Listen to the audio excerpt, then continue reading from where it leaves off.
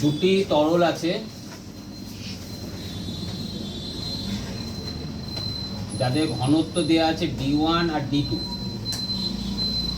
D1 দেওয়া আছে 1.2 গ্রাম পার semi cube আর 1.5 গ্রাম পার semi cube, আছে। আর দুটোকে সম আয়তনে মেশানো হয়েছে, সম আয়তনে মেশানো হয়েছে। তাহলে দুটো তরল আছে, এরও আয়তন বললাম ভি, এটারও আয়তন কত বললাম ভি, আছে। আর এর আছে 1.2 গ্রাম পার সেমি কিউব, কি আছে এ কত আছে 5 গ্রাম পার কি সেমি কিউব ঘনত্ব দেওয়া আছে। D1 দেওয়া আছে এত, D2 এত দেওয়া আছে, ঠিক আছে।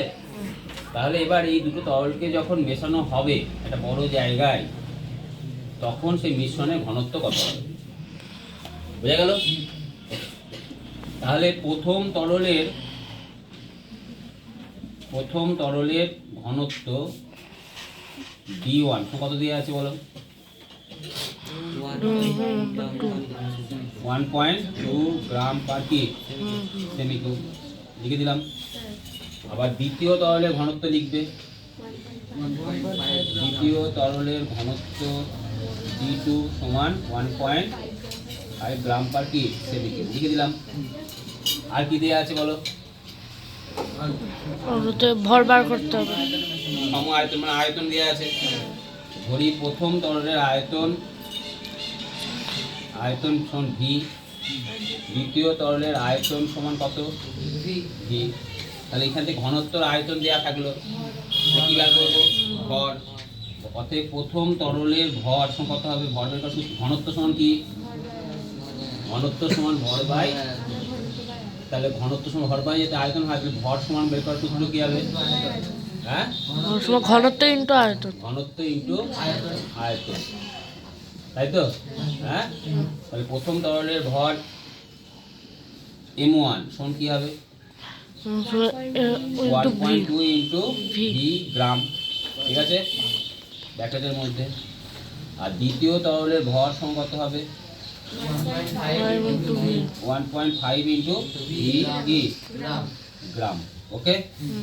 তাহলে প্রথম তরলে দ্বিতীয় তরলে ভর পেয়ে গেলাম, তাহলে এখন মোট ভর পেয়ে গেলাম। মোট ভর কত হলো? মোট ভর হচ্ছে 1.2 ভি প্লাস 1.5 ভি, মানে কত হয় 2.7 ভি গ্রাম, ক্লিয়ার?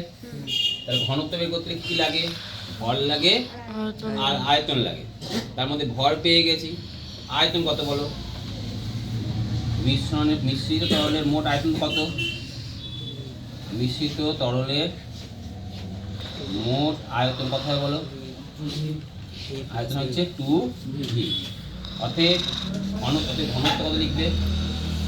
অতএব মিশ্রিত তরলের ঘনত্ব কত হবে? মিশ্রিত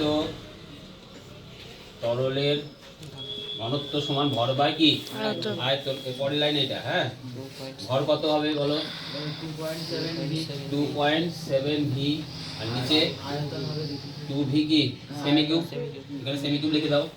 2v কি সেমি কিউব, ভিভি কেটে দাও। এটা উপরটা কি হবে? গ্রাম, তাহলে সেমি কিউব হবে, তাহলে 1.35 গ্রাম পার কি সেমি কিউব। বুঝতে পারলে? বুঝতে পেরেছো?